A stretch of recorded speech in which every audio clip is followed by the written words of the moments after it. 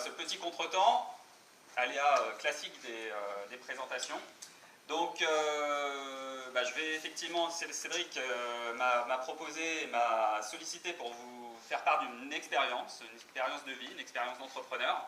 Et j'espère qu'effectivement, ça peut vous enrichir et vous apporter quelques éléments de réflexion. Donc, moi, je suis Stéphane, on va voir la présentation un petit peu plus tard. Moi, j'aimerais vous questionner. Qu'est-ce que vous voyez sur l'écran? Et ouais, il y en a qui voient un canard, d'autres qui voient un lapin.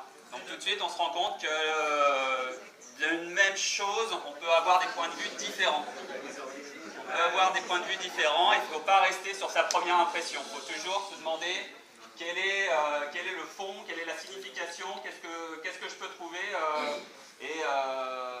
Et donc, voilà, il ne faut pas rester sur sa première impression. Et dans l'entreprise, c'est pareil, il ne faut pas rester sur sa première idée, il faut aller creuser la question. Donc, on va le voir, le canard, le lapin, les animaux. On va voir que ça peut... je ne sais pas s'il y a des chasseurs parmi vous. Non? Pêcheurs peut-être? Les chasseurs de lapins de Pâques. Non, bien.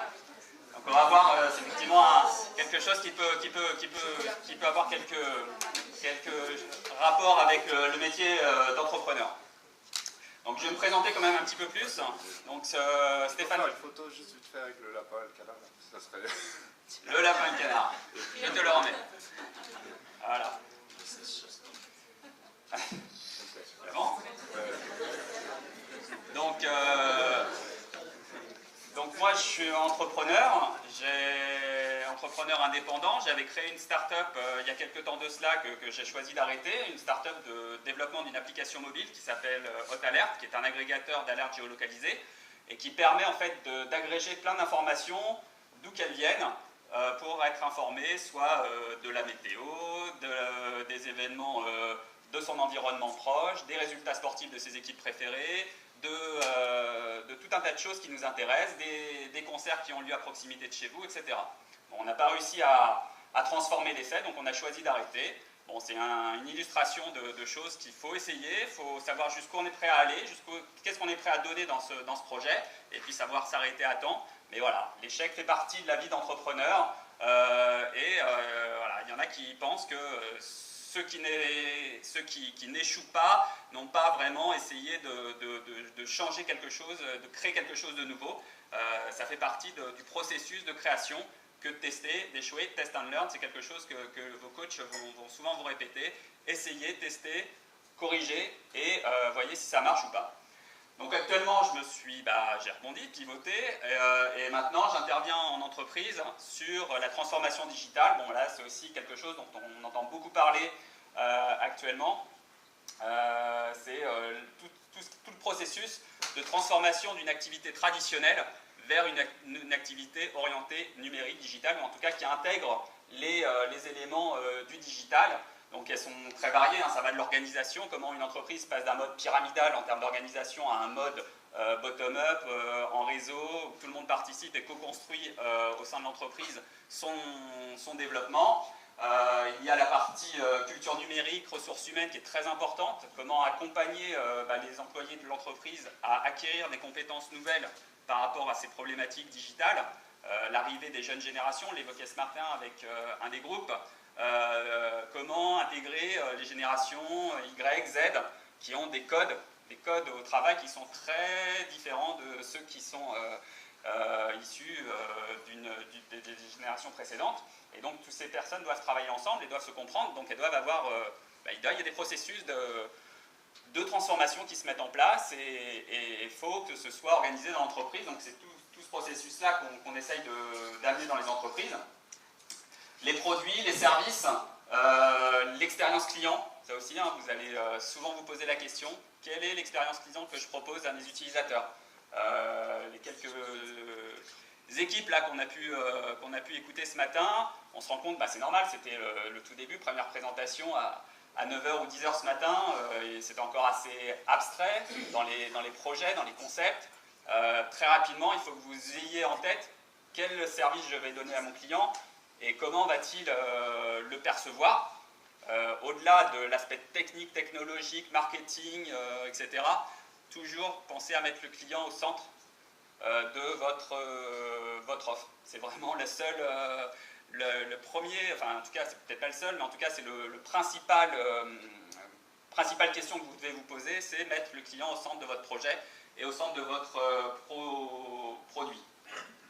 Rapidement, veille économique, veille digitale, intelligence économique, c'est connaître ce qui existe, faire de la veille, connaître son environnement, on va y revenir aussi, je pense que c'est quelque chose qui peut vous faire gagner beaucoup de temps si vous savez faire ça et si vous êtes ouvert et que vous essayez d'acquérir plein d'informations qui sont disponibles sur Internet, à travers les réseaux locaux, à travers d'autres sources d'informations.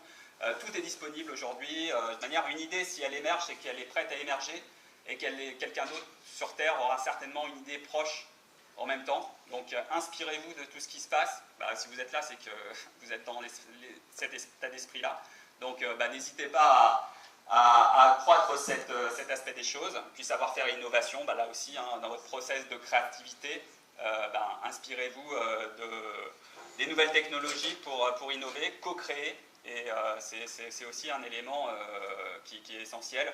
Là, on a beaucoup plus d'intelligence de manière collective que tout seul. Donc parlez de vos projets, parlez de vos idées.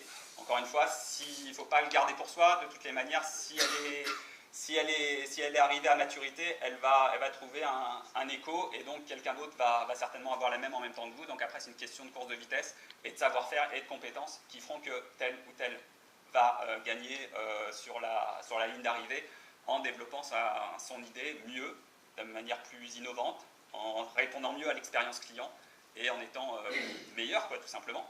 Mais en fait, l'idée, elle existe. Si elle existe, c'est qu'elle est prête à être lancée sur le marché. Donc voilà un petit peu ce que je propose aujourd'hui. Revenons à nos moutons, ou plutôt à notre canard lapin, pour effectivement développer ce concept. Hier, je ne sais plus si c'est Lily, je crois, Lily de Lille, qui vous demandait s'il y avait quelles étaient vos compétences, vos savoir-faire, vos qualités. Donc il y avait des développeurs dans la salle, il y avait des créatifs, il y avait des communicants, il y avait des ingénieurs informatiques, il y avait tout un tas de métiers qui étaient représentés. Et puis chacun amène son savoir-faire et son expérience. Mais en fait, si on réfléchit bien, quand on voit le processus, là, cette image qui symbolise le processus de l'évolution de l'homme, en fait, que ce soit nos ancêtres, soit éloignés, très éloignés, ou nos descendants, en fait, on est tous dans la même dynamique et dans la même problématique. On essaye de trouver des outils qui nous facilitent la vie, donc pour développer notre activité, pour se nourrir, pour satisfaire des besoins plus ou moins vitaux. Une fois qu'on a satisfait nos besoins premiers, maintenant on a satisfait à peu près, encore que, il y a encore des endroits où ça peut poser question, mais nos besoins vitaux sont satisfaits, en tout cas ici, en France et en Occident. Donc on a les technologies qui nous permettent de développer d'autres choses, donc on développe des services, des outils, mais en fait, pour moi, on peut retrouver qu'on est tous des chasseurs-cueilleurs à la recherche d'outils qui vont nous permettre de chasser quoi? Aujourd'hui, vous êtes là pour chasser la bonne idée. Donc chasser la bonne idée, ça va être aller à la recherche de l'information qui va bien, être à l'affût et puis attaquer le marché pour développer votre activité. Donc au final, je fais la comparaison entre cette notion de chasseur-cueilleur et cette notion d'entrepreneur. Et effectivement, un chasseur-cueilleur, même quand il revient bredouille, on sait tous, il y a le bon, il y a le mauvais chasseur. C'est pas moi qui l'ai inventé celle-là.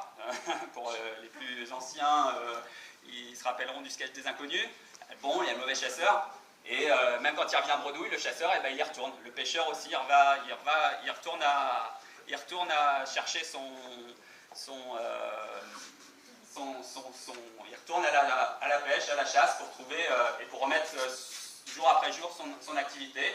Donc ça, je vous la fais courte, mais effectivement, Steve Jobs, encore lui, qui a dit pas mal de choses intéressantes sur le métier d'entrepreneur. Je suis convaincu que la moitié qui sépare les entrepreneurs qui réussissent et ceux qui échouent, c'est purement la persévérance. Donc voilà, on est bien dans renouveler, même si on échoue, on met sur le tapis son métier.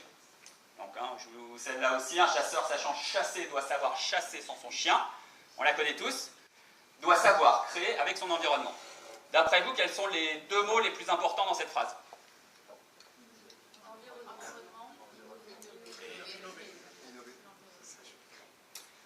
Voilà, j'ai entendu des choses. Pour moi, il y en a 2. C'est effectivement environnement, fondamental, et entrepreneur. Donc si on développe rapidement les 2, quel est l'environnement le plus propice à l'innovation et à la création des startups? On le sait tous, c'est la Silicon Valley. La Silicon Valley, pourquoi elle a pris un tel leadership dans le monde entier en tant que lieu d'entrepreneuriat? Ça se résume à 3 facteurs clés qui ont été analysés par The Family. C'est 1, le savoir-faire, 2, le capital, et 3, l'insoumission. Le savoir-faire, ils ont développé à partir des principales universités, que ce soit Stanford ou Berkeley, des capacités de savoir-faire et des compétences très importantes, et ils ont pu ainsi développer des choses innovantes, en tout cas des choses complexes. Le capital, ils ont eu les moyens et les ressources de leur activité, et donc à partir de là, ils ont pu investir grandement, et puis ils ont eu les moyens de leurs projets et de leurs ambitions. Et ça, c'est des choses qui sont importantes. Mais je crois que le plus important, et ce qui les caractérise et les différencie totalement de nous, en tout cas jusqu'à maintenant, c'est le point insoumission. Insoumission, ça veut dire que ils n'ont pas de limite à l'imagination, et ils ne se limitent pas dans leur créativité, dans leur processus créatif et dans leurs rêves. Et je crois qu'aujourd'hui, en France et en Bretagne, on a le savoir-faire, il n'y a pas de souci là-dessus. On commence à avoir les capitaux. Il y a des banques, je crois, dans la salle, il y a des fonds d'investissement, il y a des business angels, tout ça se met en place, ça commence à être bien présent.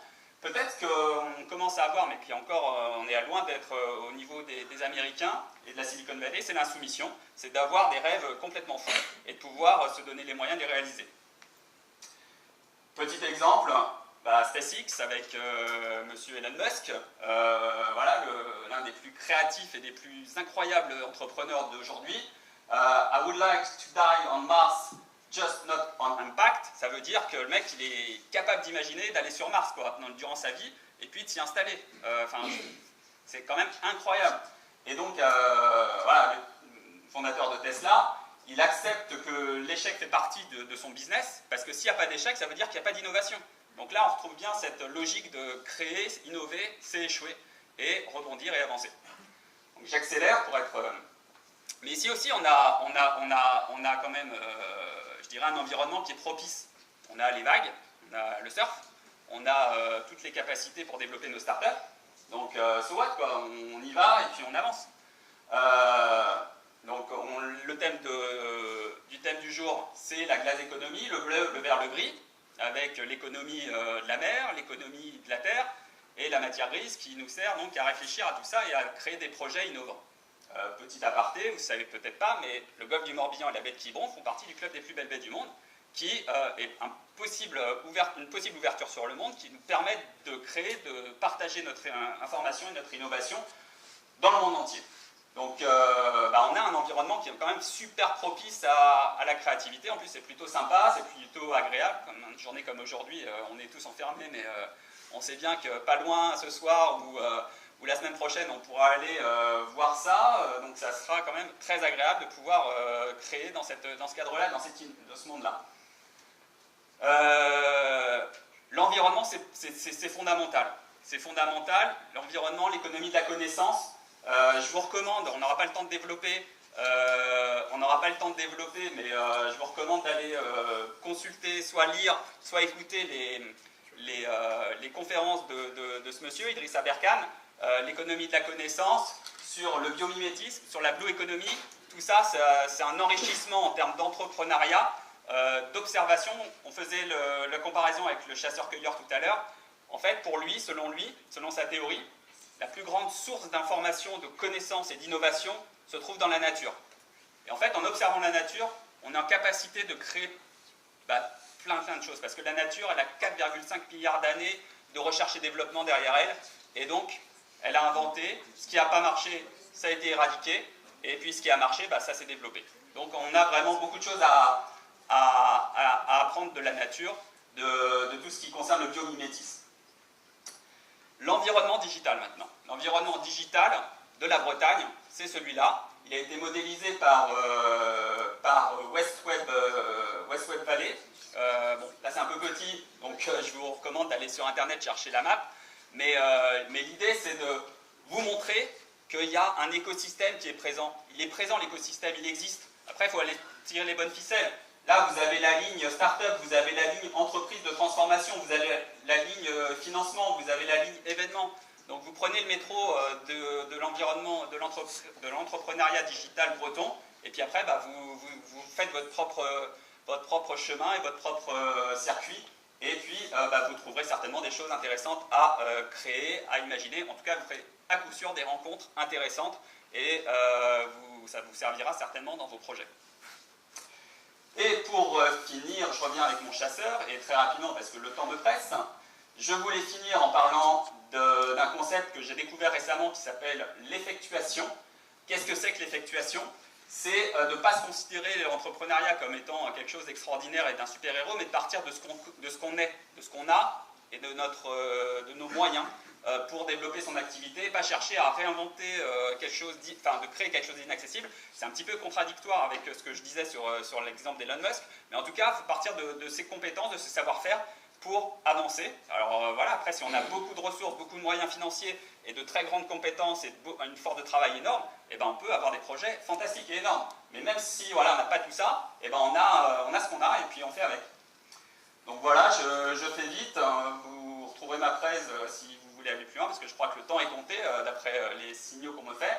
Donc juste pour finir, les 5 principes de l'effectuation ou le processus d'entrepreneuriat décortiqué. Donc, un tien vaut mieux que 2 tu l'auras. Je démarre mon projet avec ce que je suis et ce que je sais. Une perte acceptable, c'est-à-dire que je sais jusqu'où je suis prêt à aller et ce que je suis prêt à perdre dans le processus de création. Je suis prêt à perdre, je suis prêt à mettre. Maintenant, est-ce que j'hypothèque ma maison ou pas? Voilà, tout dépend jusqu'où on peut aller. Le patchwork fou, c'est effectivement créer un environnement qui nous amène plein d'informations et qui nous permet de co-créer avec d'autres. La limonade ou la surprise, c'est voilà, je fais avec les événements qui se passent et puis je pivote si besoin. Et le pilote dans l'avion, par contre, je garde le cap et c'est moi qui décide où je veux aller en fonction de tous ces aléas et toutes ces opportunités. Et en conclusion, donc vous êtes donc des chasseurs-cueilleurs qui chassent la bonne idée pour la cultiver et la faire pousser, développer votre entreprise. Vous connaissez bien votre environnement pour pouvoir saisir toutes les ressources et les opportunités qui y sont disponibles. Et vous savez vous adapter et pivoter en fonction des aléas et des opportunités que vous savez saisir. Voilà, donc Startup Weekend et même à demain, après-demain, vous êtes des entrepreneurs en puissance. Alors, yes we van, allez-y, foncez.